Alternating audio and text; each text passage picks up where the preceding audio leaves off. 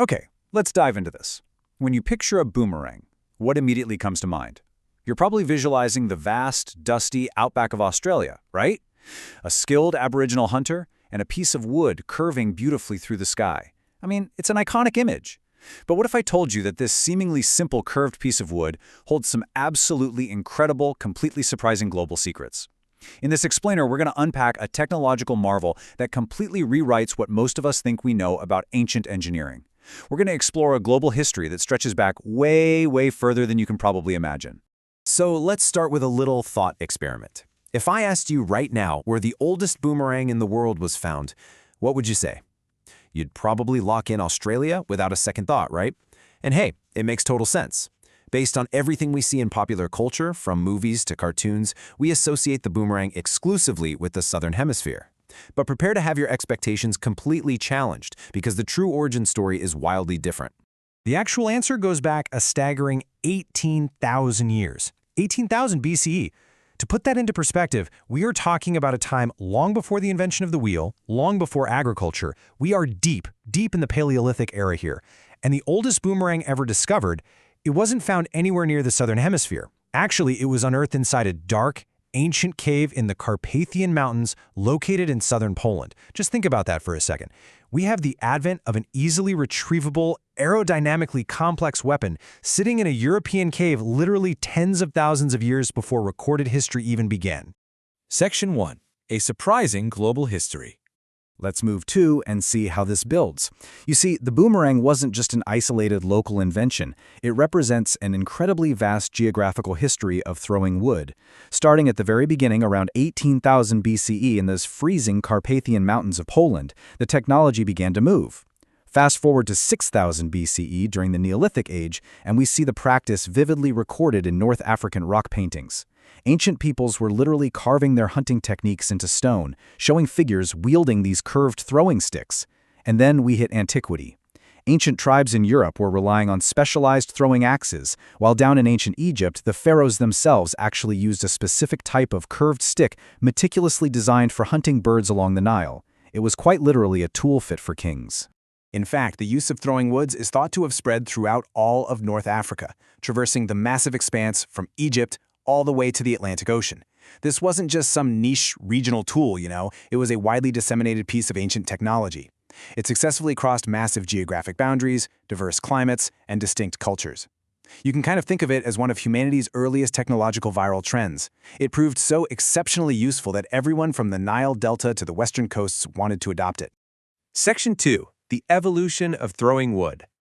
Now, the returning boomerang didn't just magically appear fully formed one day. It evolved mechanically through some very deliberate stages of human problem solving. It started simply enough with the throwing club. This was an early brute force iteration where the heavy impact was concentrated purely at one end.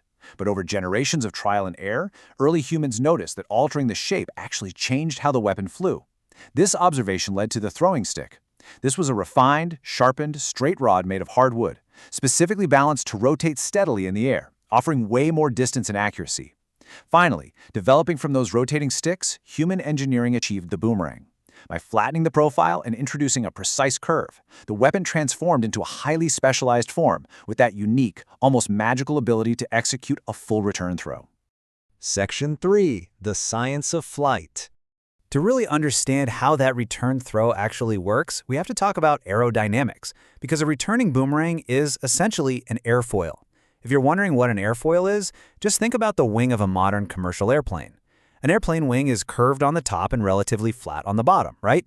And that shape manipulates air pressure to generate lift. Well, the boomerang uses that exact same principle. It's basically a spinning wing. When you take this specific airfoil shape and combine it with a rapid, forceful spin when you throw it, the physics dictate that it will generate uneven lift. That uneven lift is what causes the boomerang to constantly turn, meaning it flies in a sweeping curve rather than traveling in a standard straight line. The rapid spin and the carved shape work perfectly together in this delicate balance to bring the weapon right back to the thrower's hand. Now, what's really interesting about this is the concept of turbulators. These are intentionally carved bumps or pits located on the top surface of some boomerangs. Ancient makers were quite literally manipulating complex fluid dynamics. By adding these tiny imperfections to the surface, they ensured a more predictable, reliable flight path. It sounds highly technical, and it is, but you've actually seen this exact modern engineering at play. It's the very same reason a modern golf ball is covered in dimples.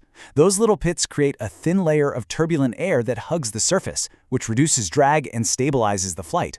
It's just absolutely incredible to realize that thousands of years ago, ancient craftsmen possessed the sheer level of observation and ingenuity required to master the air in the exact same way modern aerospace engineers do today. Section 4. Beyond just throwing. Heading back to the Australian Aborigines, the culture we most deeply intertwined with the boomerang today, we find some incredible versatility that really flips our understanding upside down. There is a sharp contrast between returning boomerangs and non-returning boomerangs. We all know the returning variety, featuring that curved flight path and highly recognizable sweeping shape. But the real irony here is that a weapon famous entirely for coming back was often intentionally crafted not to return at all. In fact, some of the non-returning sort weren't even thrown. Aboriginal peoples crafted these larger, heavier versions strictly for brutal hand-to-hand combat. This completely shatters our modern, singular idea of the boomerang as purely a graceful projectile. It was an incredibly diverse, adaptive tool. Depending on their geographic origins and their intended function, boomerangs were carved into all sorts of various shapes and sizes to serve entirely different community needs. Throwing wood was primarily utilized as a lethal hunting weapon, expertly thrown to take down birds or small game to secure food for the tribe. But their utility definitely didn't stop at hunting. They were also used as musical instruments. During ceremonies, pairs of boomerangs would be clapped together rhythmically to create a sharp, percussive beat to accompany singing and dancing. As we just discussed, the heavier variants served as formidable battle clubs for close-quarters fighting. And amazingly, the lighter returning models were often used simply as recreational toys, helping younger generations practice their throwing skills while playing games. It's a single, brilliant class of object, acting essentially as the Swiss Army knife of the ancient world. So, as we wrap up this explainer, I want to leave you with a rather profound question to ponder. How did a simple piece of throwing wood evolve into an intricate aerodynamic marvel spanning continents and millennia? From a dark, 18,000-year-old cave in the freezing mountains of Poland to the gilded hands of Egyptian pharaohs to the incredibly sophisticated multi-purpose tools of the Australian Aborigines, it really challenges our entire perception of the past, doesn't it? Ancient peoples weren't just primitive survivalists. They were masterful engineers, intuitive physicists, and brilliant craftsmen. Human ingenuity is vastly older and far more connected than we often realize. And sometimes, the absolute most fascinating pieces of our shared human history are hiding right in plain sight, in the shape of a simple curve. Thanks for learning with me today.